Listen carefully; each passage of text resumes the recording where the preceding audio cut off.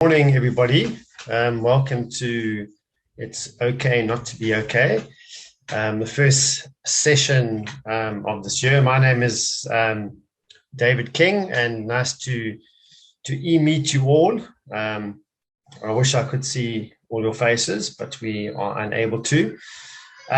Just up front, I want to please ask you to try and spend this next hour just focusing on yourself. I know it's very challenging in this day and age. I'm going to try and make it as entertaining, as interesting as possible, but it's very difficult to zone in, to focus. I realize that because we get distracted by our emails and our phones and the noises around us. But really just maybe take this time to say, I'm dedicating this to me. It's about me. It's not about anybody else or anything else. So I'm going to share my screen, and we'll just wait another minute or so for the rest of the attendees to arrive.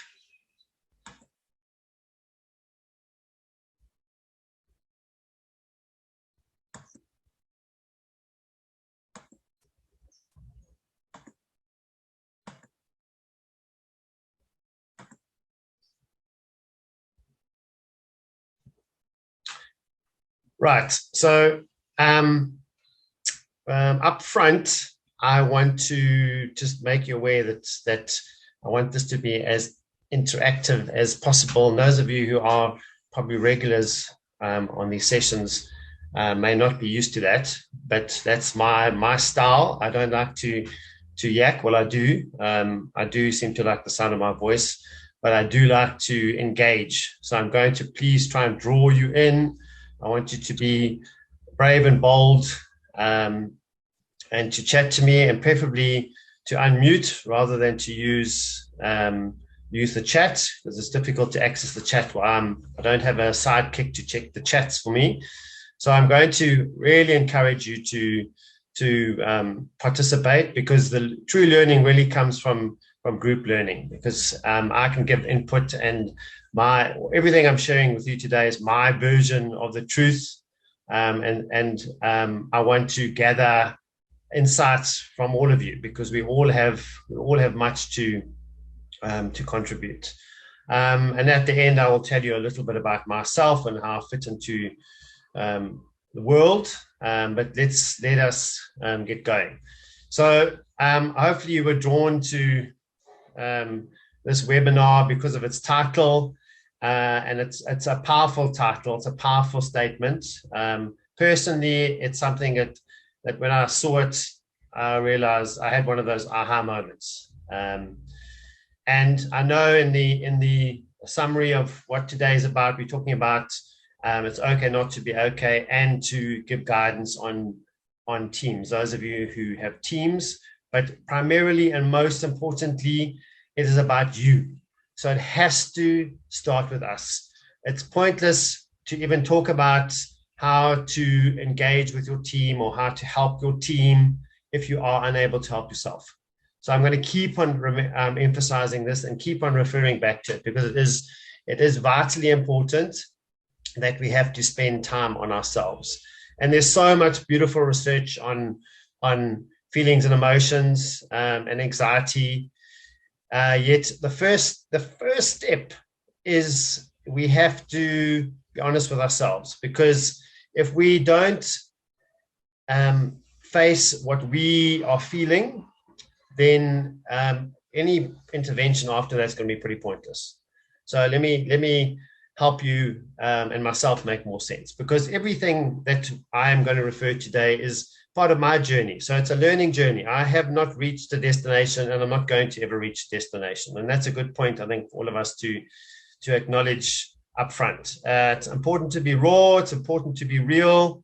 And those of you who love doing research and tap into stuff around leadership development and leadership styles, these words come up all the time about being authentic, vulnerable, and real.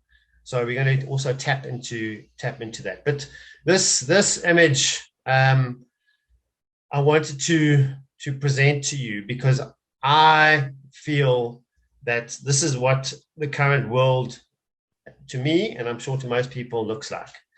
And I'm sure most of you will agree. The analogy of a storm is always very helpful. Stories always help. So storms are chaotic, they're scary, they bring about anxiety, and even fear. And yet they're contradictory because, and remember that word contradictory because we're going to come back to that.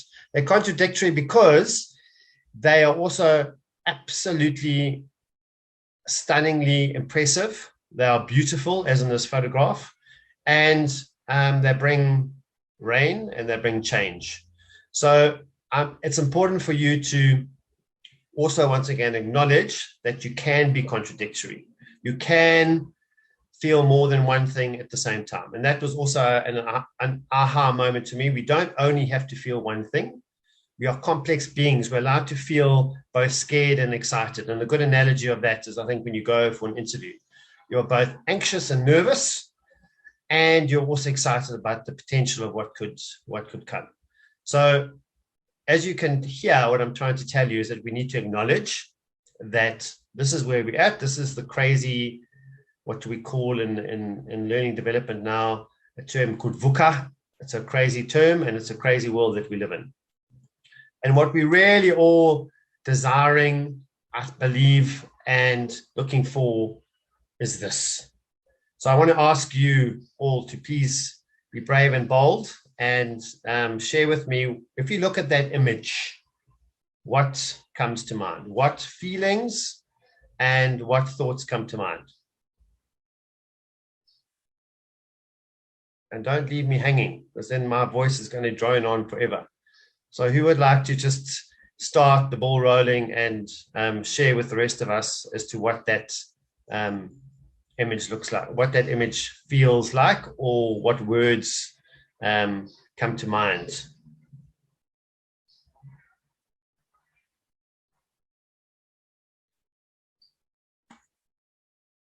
Anybody out there? So some are making, there's some chats coming through. Peace, serenity, beauty, tranquility, love. Yeah, absolutely spot on. There's no right or wrong answer, but that's the essence. Serenity, yes. Beauty despite the chaos. Yes, and we've got a brave soul who's going to contribute. You've got YouTube access on your laptop. Calmness. Yep, absolutely. So this is definitely what we are desiring. And we have the ability to create this. Easier said than done. I think we're going to try and, I'm going to show you and share with you some tools and some tips on how we can achieve this. It's not a permanent state, so don't ever think that, once you've got this, it's there forever. So we are humans. Life is messy, so we will have our ups and downs. However, it is a journey, and as long as we've got the awareness that we need to get somewhere, that's what we need to strive for. Some days are going to be good. Some days we're going to battle. Okay. Next slide.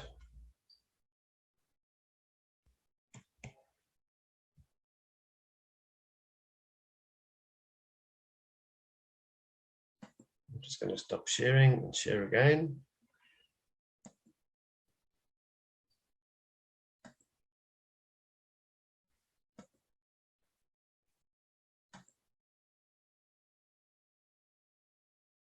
We're going to now link to what I've just spoken about. We're going to move on to emotions, which is most definitely an area that amazing research has been done on emotions. But two people in particular that I like to follow is Esther Perel, and I'll put their names later in the chats, and Dr. Susan David.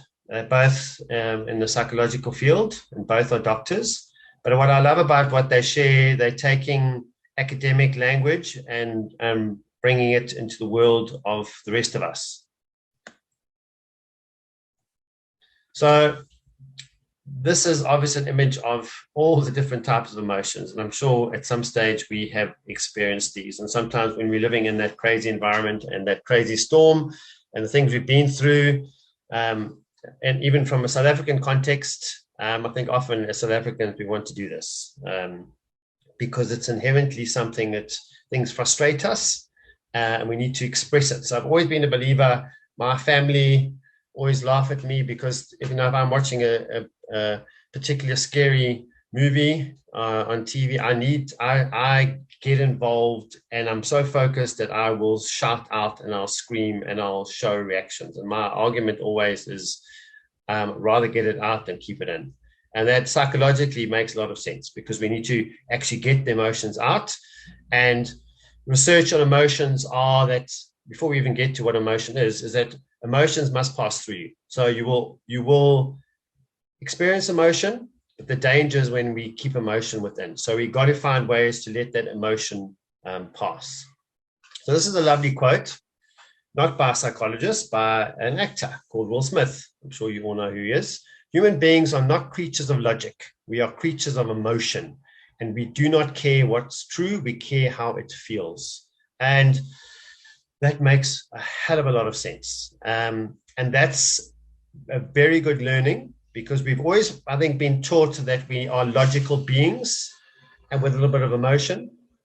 Yet we are emotional beings with a touch of logic. So there's the reality. And that's, once again, the acknowledgement that we are emotional and we need to be emotional. However, the key is how do you manage those emotions? And this is what I'm going to try and share with you. As I'm not an expert, as I said up front, that I am also on a learning journey. When I came across, this is a term that Esther Perel has coined and thrown out, which also made a hell of a lot of sense to me, that emotions are actually just guesses. So they're just predictions that our brain is making. And when I discovered this, it made it quite clear as to why we get things so wrong. Because so often we hang on to, we attach ourselves to an emotion and it's the truth, and yet it's not. It's just how our brains have developed in learning how to deal with stuff. And to me, this was very clear and very concise and made a lot of sense. So let's quickly touch on these three terms. You know, people talk about emotions, feelings, and mood. So what are they? What's the difference? So the easiest way to explain it is that it starts with the emotion. The emotion is actually the raw material.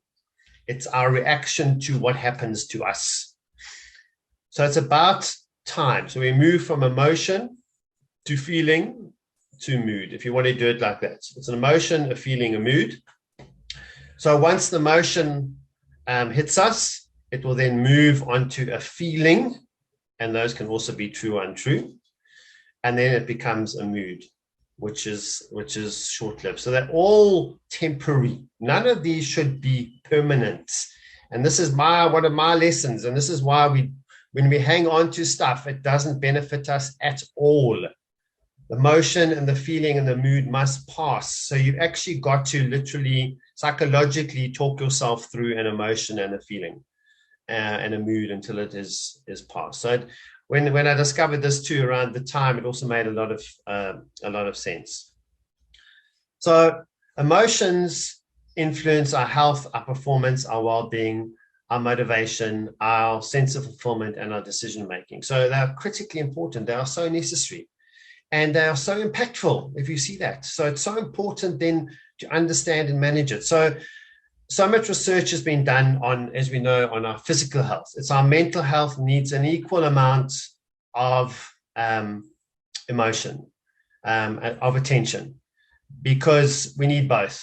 because of the power of what an emotion can do to us if we don't tackle it, we don't deal with it, we don't handle it. And we're all guilty of it. It doesn't matter what our personality type is. Yes, some of us are just naturally more expressive, and you can see it, and you can hear it. Others of us internalize it or deal with it internally. But we all face emotions, and we all deal with emotions. Now, this is called the emotion or feeling wheel. And this is like another aha moment. Because did you realize that we had so many emotions and so many feelings? We've got up to 34,000 emotions.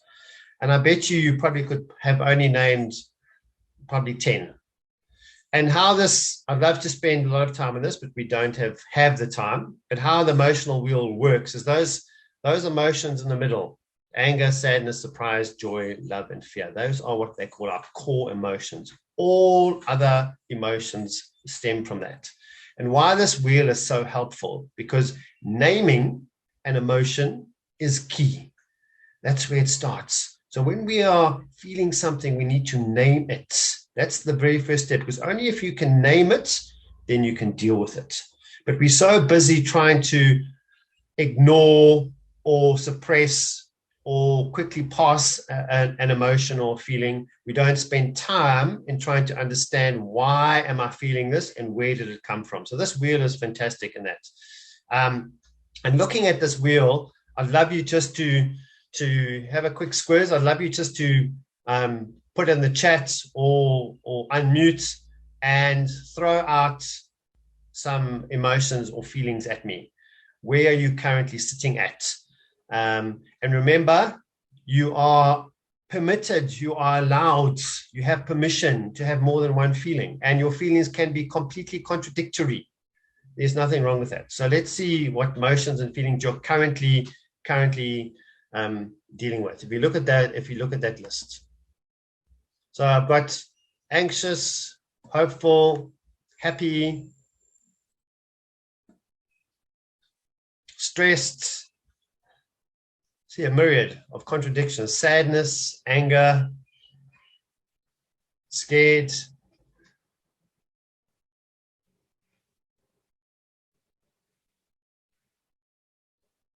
And to share a personal story here while we go through this list, peaceful, is that I really tapped into this and did my own research on this emotional wheel during last year, June, July, when we had the rioting and looting in KZN and parts of Joburg. I was fascinated by my emotions and how they changed from one day to the next. And I really wanted to understand that better. And I really wanted to know how I could assist, once I had tapped into mine, how I could assist others in my community. So that's really, for me, where it stemmed from. My experience was like, well, I'm dealing with all these crazy emotions. What do they mean? There's something wrong with me. And then tapping into this, I realized that, I'm actually being quite normal, but I need to learn to let them pass through. And I need to analyze why I'm feeling what I'm feeling.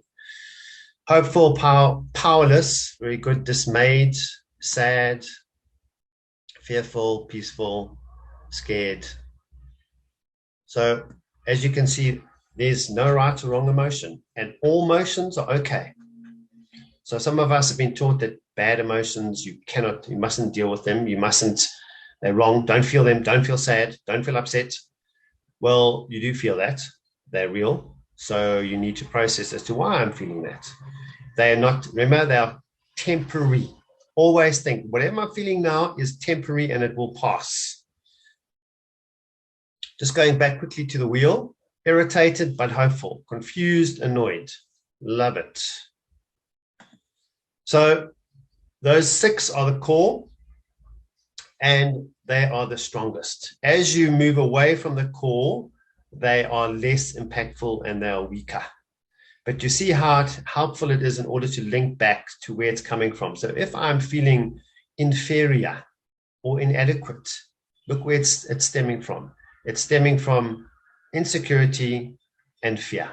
So you can go back to the core and say, what am I fearful about? What am I angry about? And just that journey alone is pretty life-changing.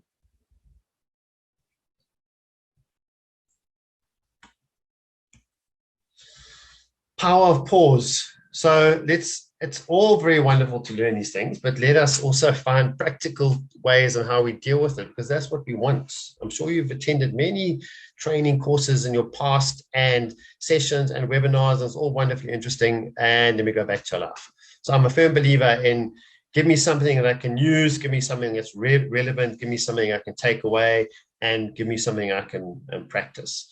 So why I introduced the power of pause is because with every emotional feeling that we have, we are given the gift of pausing. And I wanted to share this quote with you by Viktor Frankl. And I'm going to read it slowly because it will make sense. Between stimulus and response, there's a space.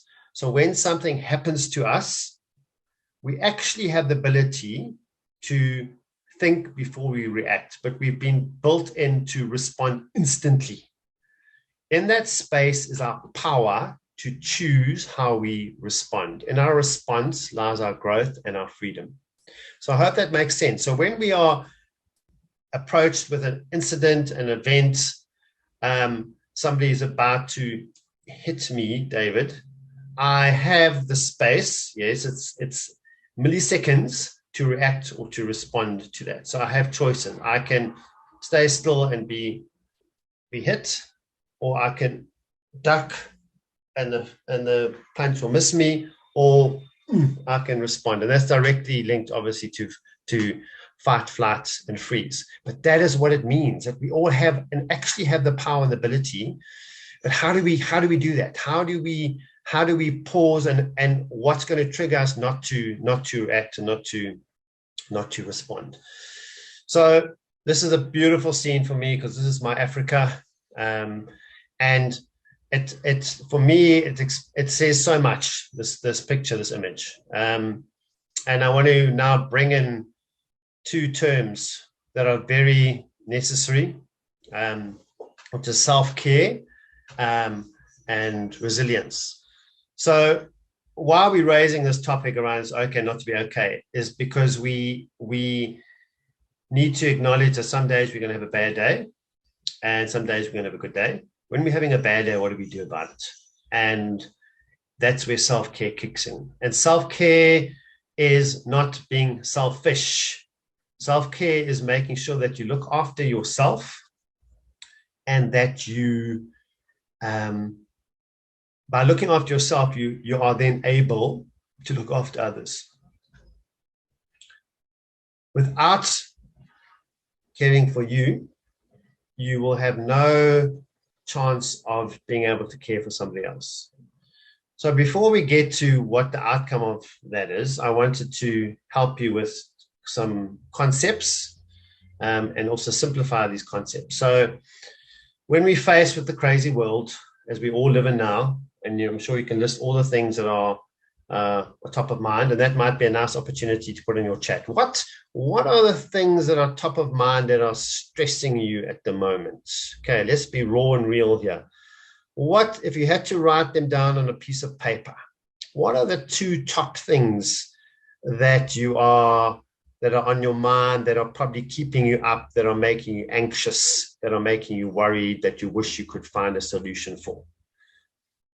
Throw them in the chat, or I dare somebody to unmute and to share with the rest of us. I'm getting tired of my voice. Please, someone share.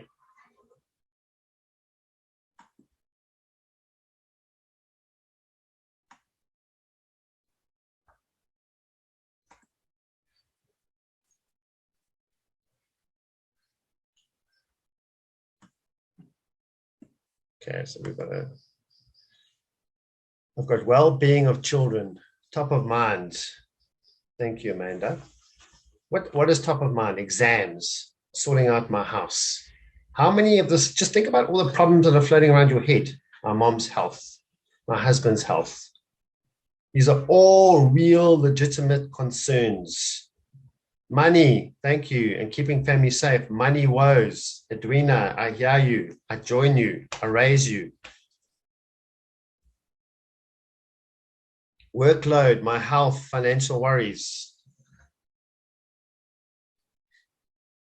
All legitimate, all real. Peace at work, whether or not to move back to South Africa. Yes, I'll come back. Providing for my daughter, getting a permanent job. Real, legitimate worries, concerns.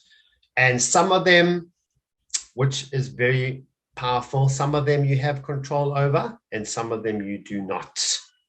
And it's very clear from the list that you've shared. So let's look at how the circle of control can assist you. So this image is my son's future as a young adult, obviously.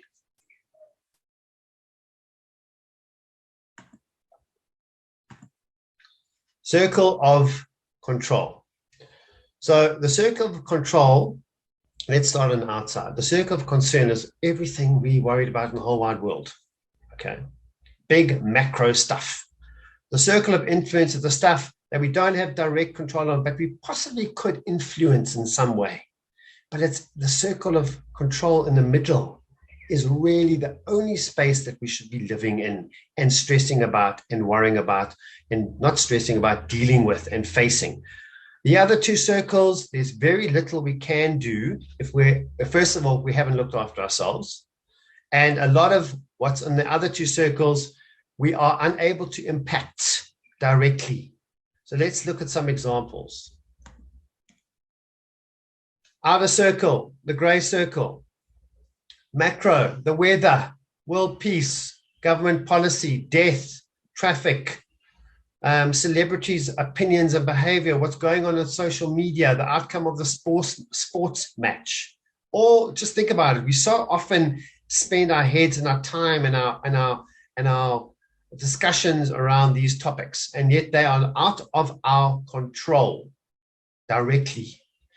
In a blue circle, other people's thoughts, other people's actions, other people's choices, whether people like me or not, my children's future, where I work, who I vote for, whether I get promoted, my reputation, who follows me on social media.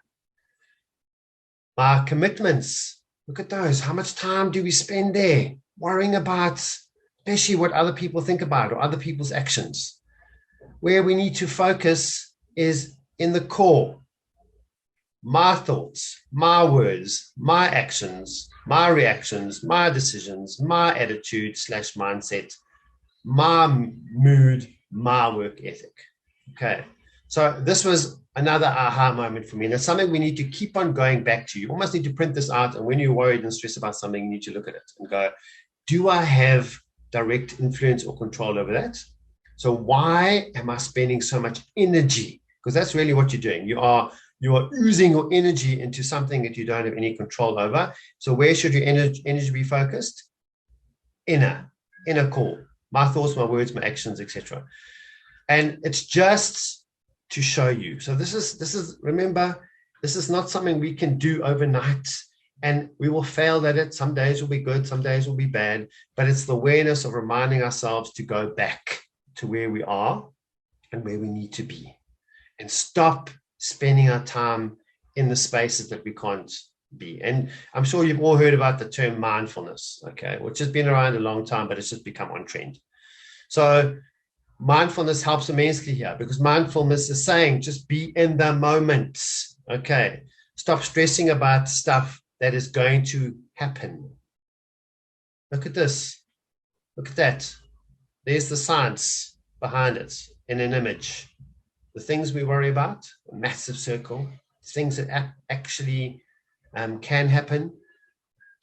And then the things that actually really do happen. It's a tiny percentage. It's a little dot. So it's just, there's the seed to plant in your head. Stop yourself when you're seeing you getting distracted and drawn into debates and discussions about stuff. Think about, let's be real here. Let's talk about COVID. Let's talk about vaccine and non-vaccine. How much time and energy do we spend in that space?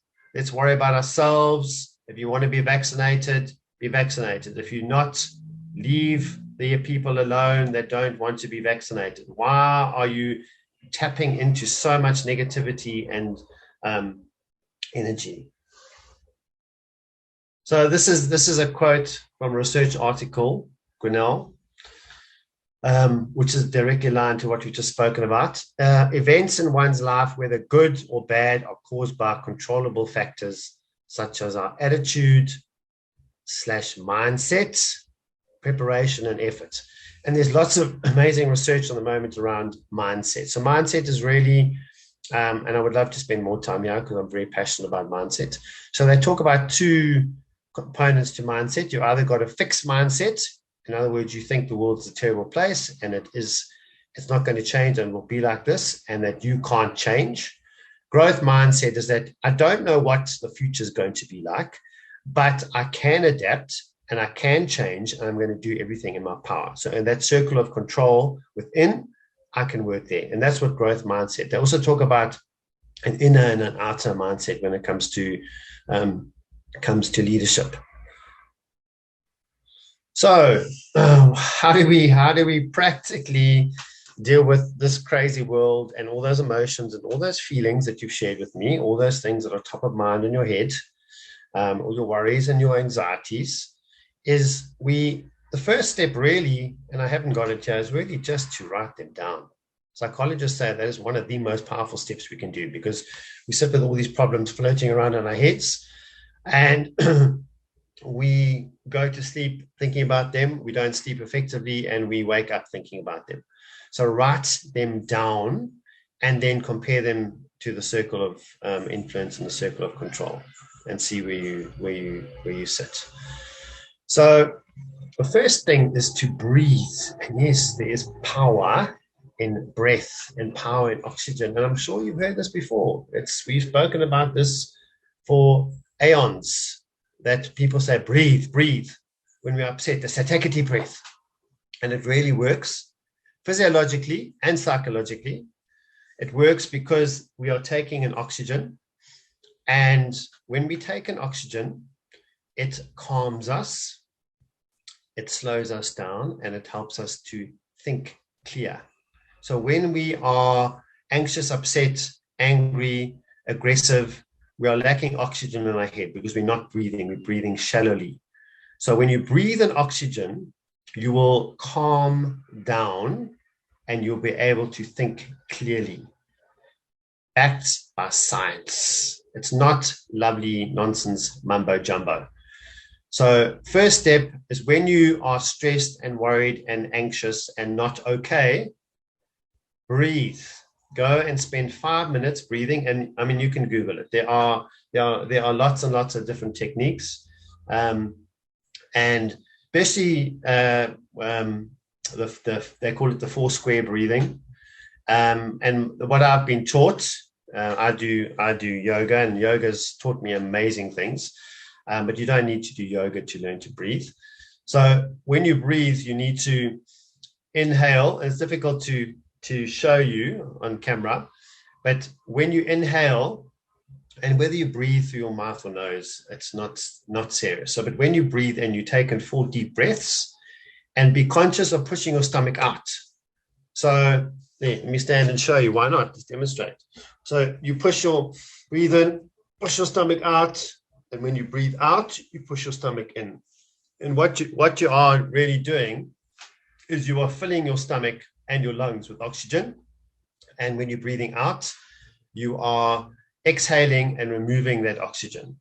So it seems quite strange to do it, but think about it while you're breathing. So you breathe in 4 times, you hold it for 4 seconds, you exhale for 4 seconds, and then you rest for 4 seconds. And that's one of the techniques called square breathing. And trust me, if there's one thing you do, and to walk away with you today, is breathe. Next one is sleep. So, obvious or not obvious, we all battle. The world would be a better place if we slept, because without sleep, we are pretty useless. Without sleep, we can't function, we can't cope. The world becomes a terrible place. And it's because we have not slept. What sleeping does As you know, there are many types of sleep. But what sleeping does, it restores us, our mental health, our physical health, and also your brain automatically clears the muck. You don't have to worry about it. If you sleep effectively and you go into your deep sleep or REM, your brain removes the clutter, and you will preferably, hopefully, wake up far more refreshed if you've slept. And there's lots of research and lots of articles you can go and Google around that. And there are lots of wonderful apps that can also help you. But if there's one thing we need to also focus on, which is difficult for me to choose what's important, but if we don't get sleep, the researchers and the scientists tell us nothing else is going to really help. So get that right. If you're on sleeping pills, you need to be very careful, because sleeping pills allow you to sleep, but you're sleeping on one sleep wave. You're not, because we're supposed to move between the different stages of sleep. And what sleeping pills do is that you stay on one and you don't go down to actually REM, your deep sleep. So just be aware of that, those of you who are on sleeping pills. Next is damn well exercise. Yes, just do something, just move. And I came across a brilliant article on movement. Movement is key. It's one of the biggest factors of why you're going to have a long life and why you're not going to seize up when you're older, is to exercise, to move every day, do something, find something that suits you. Yes, some, not me, some of us love to go to gym and some of us like to jog. But find something to exercise. Even if you do your own exercise at home, go for a walk the dog, garden, stretch, but do something. All this helps us deal with what we're facing with. We will feel better. We'll feel we're able to cope.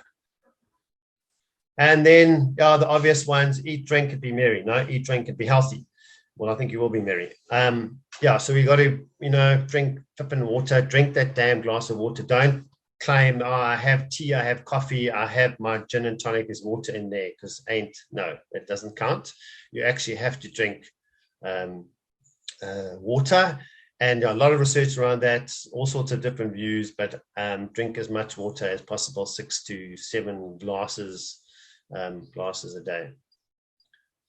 And then this one's very close to my heart, because I've done a lot of research and I do a lot of training on this topic, around this topic, is sharing your problems. Okay, it's all part of all these things I've shared with you now, is all how we deal with when we're not okay.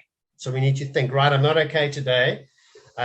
These are the things that I can implement to try and assist me and to get through it. So why I say sharing your problems is so important is because we don't share enough. So even when we're having a bad day, we must not keep it to ourselves. We need to tell those nearest and dearest to us. We need to tell our family members and our friends and our colleagues at work, because if they know you well enough, they can see. So stop pretending, stop thinking that world must know that everything is okay and that you're running smoothly. You're not. So share your problems. As I said, so we all carry these problems around in our heads. And it doesn't mean when you share your problem, listen to this, that it's going to be fixed or sorted, or the person that's sharing it with you is going to make it better. Okay, that's not the point. Psychologically, by sharing your problem, you get perspective, you are expressing how you feel, and that's a natural process that will assist you in finding a solution or another direction. You will get insight either from yourself or you will get insight from the person that you are sharing it with. So stop keeping those problems to yourself and share them. So you shared with me earlier those problems. How many of your nearest and dearest are aware of those problems? And if they're not, share. Find someone to talk to about. Sometimes it might need a professional. You might need to go and talk to a professional, which is fantastic. Or you might just have someone within your close circle to share. And often an objective share is sometimes more helpful, because sometimes we share with people who are part of the problem, like in a relationship. And I see that in my relationship with my Joanne, my wife, that I can say something or she can say something to me and it doesn't work. But as somebody else who's not directly linked to us can say the same thing, and we listen. And that's just human nature, because we sometimes work better with objectivity than subjectivity. So this is a very important one, and this is something I'm really trying to drive and get people to especially in business and in corporate. And if we draw it back to teams, and as you said, I haven't raised teams a lot because I believe that without you sorting yourself out, it's absolutely pointless to try and help other people or help your team.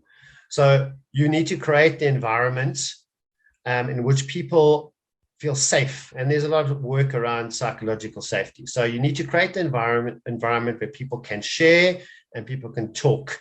And that only happens in a workspace where the leader allows that. Because if the leader doesn't allow that, then it's not going to happen. And I'm sure you've all experienced in your lives where you have either your personal life, your social life, your work life, where you've not contributed in a meeting, you wanted to say something, you chose not to because you didn't feel safe, or you've had a past experience where somebody shut you down or embarrassed you or humiliated you or told you what you said is not important. And that's what we've got to challenge, and that's what we've got to fight back. So if you are a leader and you have a team and you have people, you have that ability to influence. So if no one's contributing in a meeting, don't look to the team in that room to say, these oaks are not contributing. They're not speaking up. They're obviously not competent or capable. You need to look at yourself and say, why do people not feel that they can share in a meeting? As you can hear, I'm pretty passionate about that topic, because I know that we have all experienced that and been through it. So let's also just go back to the practicality. So how do we cope once again? What are the practical things I can go and do that can help me deal with my worries and my concerns and having a bad day? I can consciously make decisions and do stuff for me that will make me re-energized in order to cope with the world that I'm in. And the first, I've got a couple here. I'll go through them quickly. The first one is practice gratitude. And by the way, if you've got any questions, please just type them in the chats at the end, and then we can maybe just have a few minutes of questions at the end on anything. If I don't know, I will go and find out for you. So the first one is practice gratitude. And yes, you've probably heard this gratitude journal, blah, blah, blah, over and over. But it really, once again, the science tells us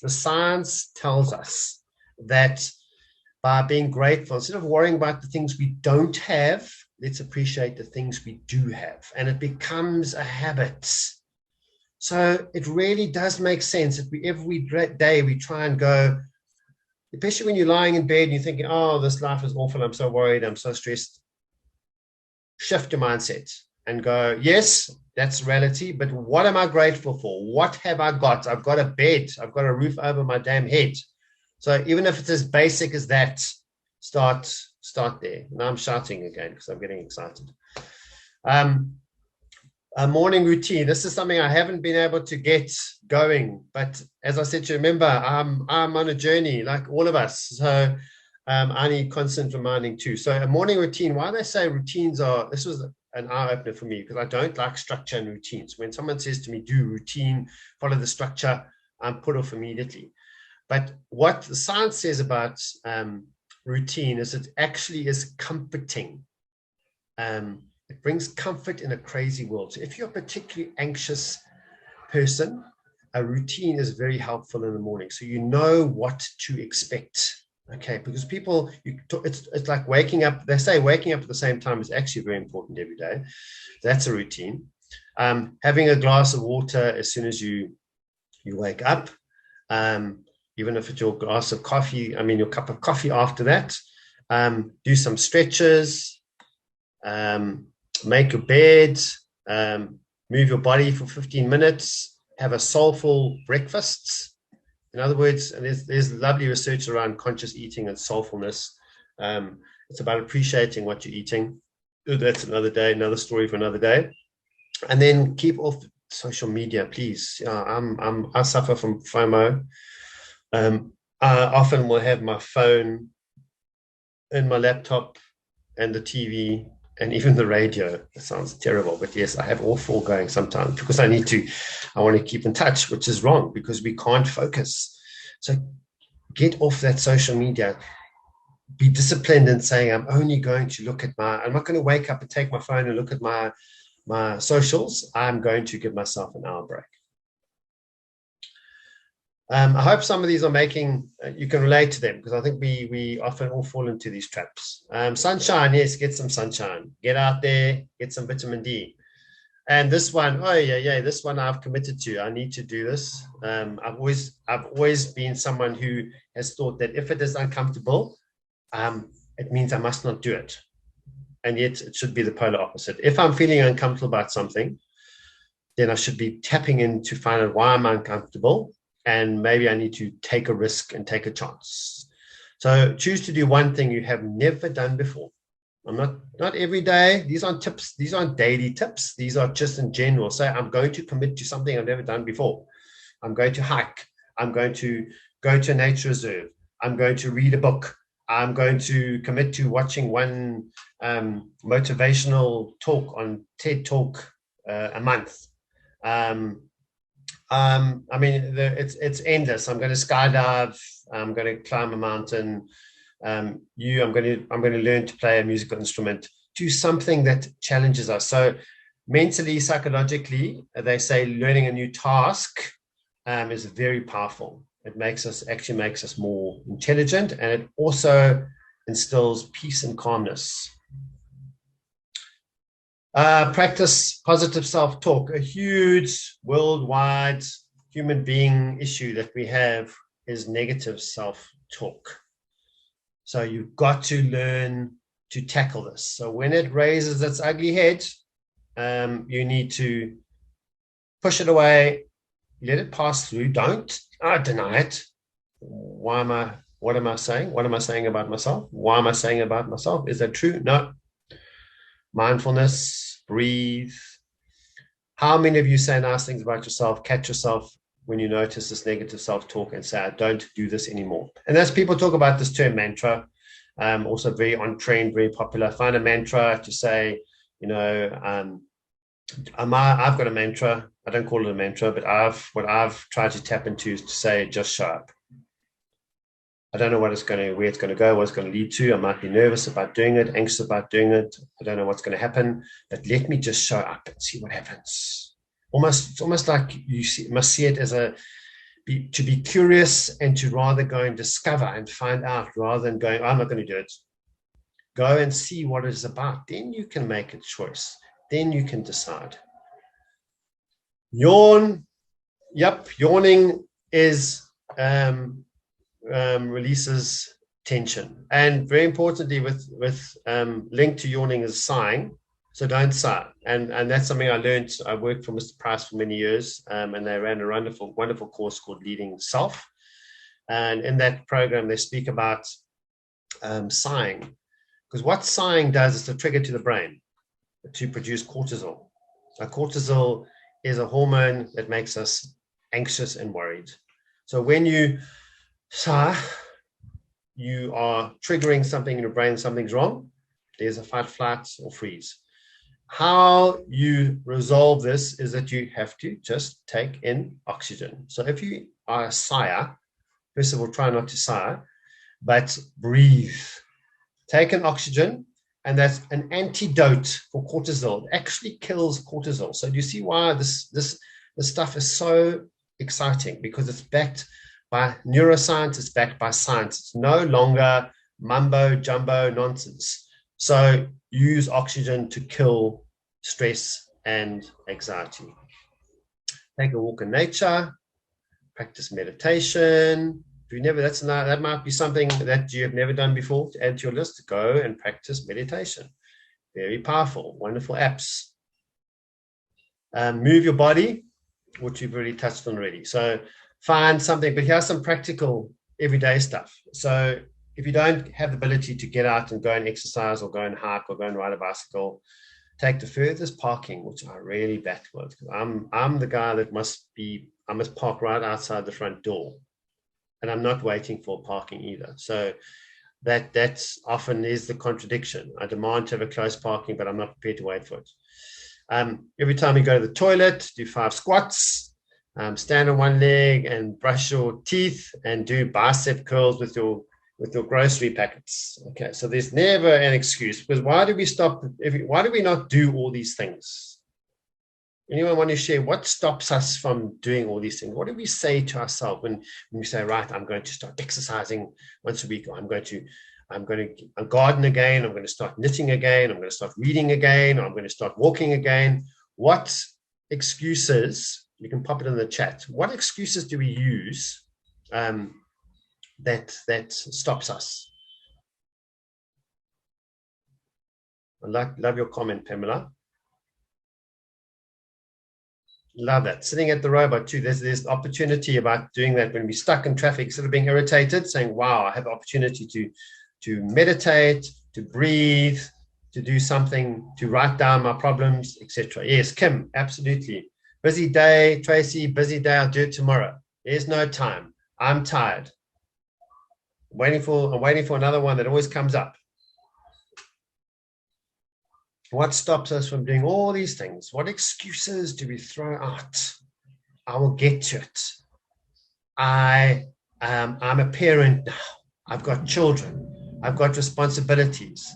I work. I don't have any money. Yes, absolutely, Edwina. I'll start tomorrow. It's always tomorrow is another day and it doesn't come. Just now. We'll start on Monday. Yeah, exactly. We always put stuff off, and they're all excuses. Okay, so we're not interested in excuses. You will find the time, you will make the time. Otherwise, you're never going to ever get to it. And we certainly don't want to live with regrets. So, to bring it all to an end, to sum it up, well, it's a summary, but it's also a warning. And I wanted to bring this in quickly at the end to talk about boundaries. So boundaries are something that I didn't realize how important they were. So a boundary is something, and this image is, there's a physical boundary of the Drakensberg, okay? But boundaries are things that we accept and we don't accept. But generally, what research shows us that most of us are appallingly bad at putting up boundaries. We are not born with the boundary gene. There are very few people, and I'm sure there are some people that you can think of in your social circle, your family and work, that they're great at boundaries. They take no nonsense. They just say, no, I'm not doing it. And they hopefully look after themselves. So why boundaries are so important? Because if you don't put up boundaries in your life, 2 things are going to happen to you. And the first one was pretty obvious for most people. And I do a lot of work with the Netcare group on this particular topic in the hospital environment, is that if you do not put up a boundary, you're going to burn out. Because remember, being an empathetic person and not saying no to stuff and just doing, you give, and you ain't going to get nothing back. And that's what leads to boundaries, burnout. So burnout is not, you still have a flame, but that flame is almost non-existent. Okay. So you need to find a way to reignite that flame. And the only way you're going to do that is to put up boundaries and to re-energize and to do all those things that we've spoken about.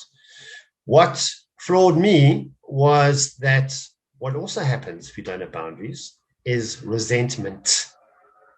You will fall into that resentment trap. And I saw a wonderful quote the other day about when it comes to boundaries, you have 2 choices: discomfort or resentment. So we actually have to go and deal with the person or the thing in our lives. That's the discomfort, which we probably avoid at all costs because that's uncomfortable. It's messy. So we choose resentment. So we carry the resentment because now we can't say no to another individual. But we must always default to discomfort because we do not want to live with resentment.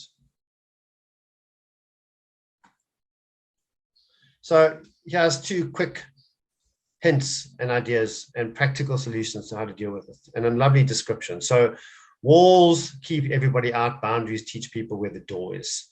So that makes a hell of a lot of sense. So boundaries do not mean you putting up an impenetrable wall. It's just saying, I have a house. If you want to come and see me, if you want something from me, come to my door and knock. Do not climb through my window or climb over the gate or climb over the wall. And even better, phone me. So think about in your personal life when you have those visitors that just arrive unannounced, or family members, even worse, and you don't say anything but inside you are resentful. Work colleagues, the person, the comments that they make, or they just walk into your office, or you get attacked in the morning before you even got to work, someone's harassing you. Those are good examples of boundaries. And then just some really good advice here by Terry Cole. Remember, boundaries, when you first put them up, you'll feel selfish and guilty and embarrassed. And you naturally, because we're not used to it, people are going to tell us things like, you've changed. What's happened to you? This is so unfair. How could you do this to me? So we're going to feel bad. So rather start with a small boundary and then move to your massive ones. Don't give up. And because why are you doing it is because you are worried about your mental health and your well-being and your self-care, and you want to be okay. You have to then allow this. If you think of you from a team perspective, from a family perspective, you have to allow, if you're putting up boundaries, you also have to allow your family members, your friends, and your colleagues and your team to do the same. But they're only going to do it or understand what it is if you explain it. So it takes practice. So remember, boundary setting, it takes practice, but it's necessary. We need to do it. And I wish we had more time to chat about boundaries, but this quote made a lot of sense why it's so necessary. You're not required to set yourself on fire to keep others warm. Think about that. One of those aha moments. Yeah, people warm themselves, fry marshmallows on you, you burn out, nothing left of you, nothing left for them, a lose-lose situation. So, just to bring it all together, I'm a firm believer in that when we're faced with the chaos and the world and the stress and the worries and some of our problems, we need to shift that mindset. So here we're talking about the growth mindset and say to ourselves, what is this teaching me? What did this come to teach me, rather than going, oh no, it's so unfair, the world's so terrible, I can't deal with this, I can't cope. Spend some time in analyzing and processing now that you've got some tips and some tools around dealing with why we feel what we feel, that we have time to pause and say, what is it that the universe or God or society or my family or whatever is teaching me? So reflect on that, spend some time there. Don't rush off to try and fix it or avoid it before you do it. Okay. So thank you very much.